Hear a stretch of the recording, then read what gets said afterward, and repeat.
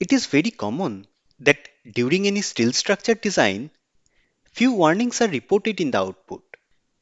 Some warnings are harmless, which you can ignore. Some are very crucial for the safety of the structure. Also, if you submit a design report with warnings, your client or design approver might not accept that. So, it is very important that you understand the reason of each warning reported in the output and accordingly rectify those problems. Hi, my name is Surajit Ghosh, and in this video, I will talk about a design warning reported for IS 800 code. If you design a steel structure using IS 800 2007 code, then you might find this warning reported in the output. Moment amplification factor Ky or Kz is greater than 1.4. What does this mean? How to remove this warning from the output? What other limitations are there? I will discuss all this in details. Before that, I just want to inform you this Ky and Kz are not the design parameters that we use to specify the effective length factor. I know that there is a confusion about this, and I want to clearly mention this at the beginning. This amplification factor Ky and Kz is not same as effective length parameters. To explain this warning in details, I am going to use this steel structure that I have designed using IS 800 LST code, and I think you are familiar with this model. I have used this model in my steel structure optimization series. You can go through those videos for more details on steel optimization. In the output file, few warnings are reported. Some of these warnings are related to moment amplification factor. Let's review the warning. It is reported for a specific member, like in this case member 1, and it informs that for this member, any of the moment amplification factor Ky or Kz is greater than 1.4 for load case 100. Note that there might be multiple load case for which Ky or Kz is greater than 1.4. It is not possible to report all load case in a single warning. So only the first load case for which the amplification factor is greater than 1.4 is reported here. Rest are not reported. Also, it is suggested that as per clause 4.4.2, a second order analysis is required and all load combination case must be converted to repeat load case. If I scroll down, you can notice that all design checks are performed and design ratio values are reported. Means this warning does not terminate the design process. Though the warning is reported, still the design is performed and all results are calculated properly. If you want, you can ignore this warning and use the design results, but there is a risk. When you can ignore this warning, that I'll discuss later. First, we need to understand what is moment amplification factor and where it is used during design. This factor is used to consider the second order effects during design with first order analysis results. When a compressive load is applied on a member, it starts to buckle. Now, this buckling depends on several factors like the slenderness of the column, initial imperfection, or residual stress. Also, the compression member can buckle in different ways, as you can notice in this model from different buckling modes. I have applied a compressive nodal load on this column and performed buckling analysis. 3 buckling modes with corresponding buckling factors are reported here. Anyway, if you consider the buckled shape of the member, you can easily notice that the load application point is now shifted.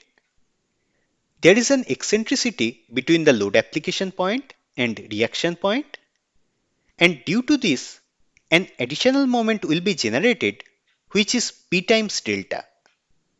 This moment is not applied on the structure. Rather, it is generated due to the buckled shape and shifting of load. This is known as second order effect, and we need to consider this generated moment during design. This large or small delta effect is considered during a proper second order analysis, but it is a complex iterative analysis which requires proper resource. You cannot solve an iterative second order analysis by hand to calculate member forces. So, what Indian code suggests under clause 4.4.2, you can use first order analysis results for design without considering the deformed geometry or axial stiffness reduction, but you need to amplify the actual moment value by a factor to consider the second order effects. And this factor is known as moment amplification factor. Note that this CY/CZ syntax in this clause is wrong and it is corrected in Amendment 1. So, we are not calculating the exact moment due to deformation. Rather, we are amplifying the actual moment value using this additional factor. And this moment is considered in design during axial compression plus bending interaction check. Under clause 9.3.2.2, equations for bending plus axial compression check are mentioned. And here you can notice two factors are used, Ky and Kz. We can rearrange these equations a little bit and see we are not actually using the actual moment value My or Mz for interaction check. Rather, we are considering revised moment Ky times My and Kz times Mz. This extra moment value is coming from the second order effect. How these Ky and Kz values are calculated? Using these two equations, considering the non-dimensional slenderness ratio value, which is calculated in clause 7.1.2.1, and ratio of actual compression force to the compression capacity of the member. If you look at these equations, you can notice that if the radius of gyration of the section reduces or effective length of the member increases, then lambda increases and compression capacity also reduces. Hence, the amplification factor increases. Means for thinner slender section, we can expect larger amplification factor. Similarly, for same section, if the applied axial force is close to the compression capacity, then also amplification factors increase. This is very normal. If you consider a long slender column and apply more compressive load, then it will buckle, and the chance and amount of buckling for this member is way greater than a short and heavy column member. And as the deformation is more, the shift of load application point is also high, which generates a larger additional moment. For this type of member, where the amplification factor is more, code does not permit first order analysis. First order analysis with moment amplification is permitted if both the amplification factor is less than 1.4. If it is greater than 1.4, then to consider the deformed shape properly, code suggests you should go for second order analysis. And that is the meaning of this warning message. For member 1, the amplification factor Ky or Kz is greater than 1.4, and as per clause 4.4.2, for this member, an accurate second order analysis is required to compute the proper second order effects. What is the solution? First, you need to change the analysis command from first order analysis to second order analysis like pdelta command. So, I am going to delete the existing perform analysis command, and from analysis window, select pdelta command. Number of iteration 30. I don't want to print anything in the output. With this command, a second order iterative analysis will be performed. As this is an iterative analysis, so load combination cases are not valid as these are just the algebraic sum of results. We need to convert all load combination cases to repeat load cases. In this model, I have specified several load combination cases. I can manually change this from the input editor, go to load combination location, modify the first line syntax, and add repeat load in the next line. This will convert the load combination case to repeat load case. But I need to repeat this whole process again and again for all the load combination cases present in the model. Not a good option. Another solution is I can delete all combinations, comment the load envelopes, then close and go to autoload combination, select the design code and regenerate the combinations again, but this time I will tick the repeat load checkbox. This option will add repeat load cases in the model. But you can use this process only if you use autoload combination option to generate combination cases. Finally, my favorite solution, I can use this custom macro which can convert all load combinations present in the model to repeat load cases.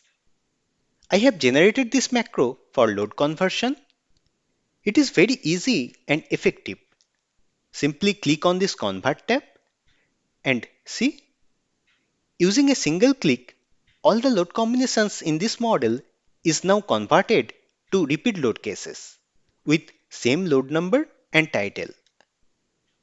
This is an unpublished macro, and if you want, I can publish this similar to my other user tools. Let me know your view in the comments.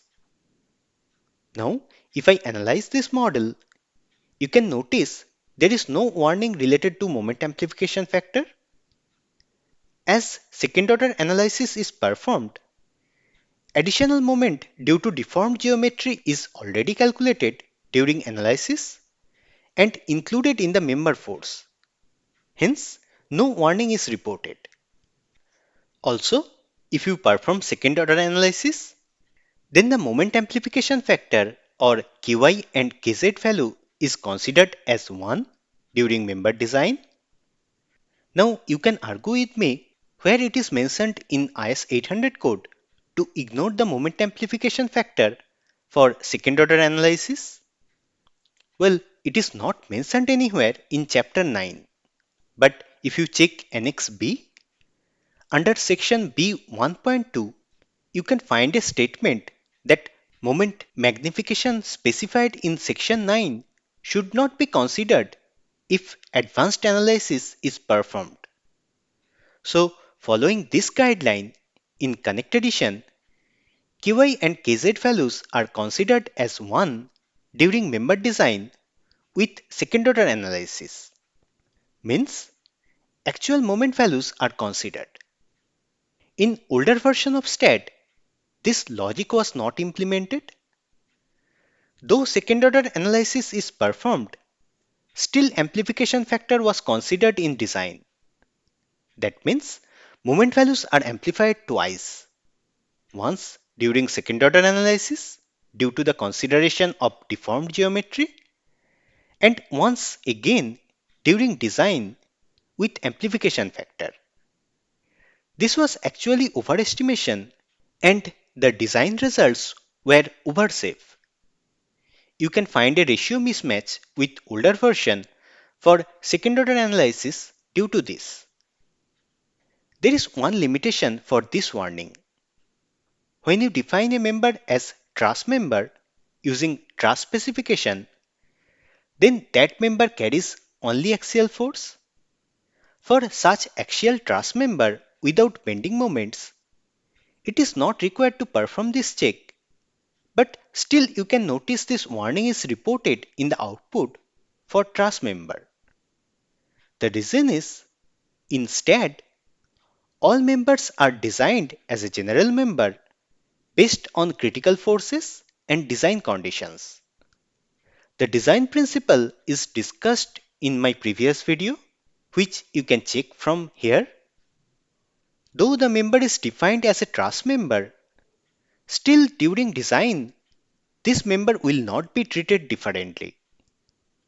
You can notice all capacity values, including bending capacity values, are calculated, and as there is no moment, corresponding ratio values are reported as 0. This proves that all 6 force components are considered for truss member design, and that's why the amplification factor warning is reported. This is not wrong, but as this warning is not valid for truss member, you can simply ignore, and as the design is completed properly, you can work with the design results. But if you want a warning-free output, then you need to include the set no warning comment. You can define this from miscellaneous comments, set no warning option. With this option selected, no warnings will be reported in the output, including the warning related to amplification factor. See, warning-free output. This is the solution to eliminate the warning for truss member. That's all about moment amplification factor and how to remove the warning message related to this. I hope this will help you to understand the concept and you can modify your model accordingly. If you like my videos, please subscribe and keep watching.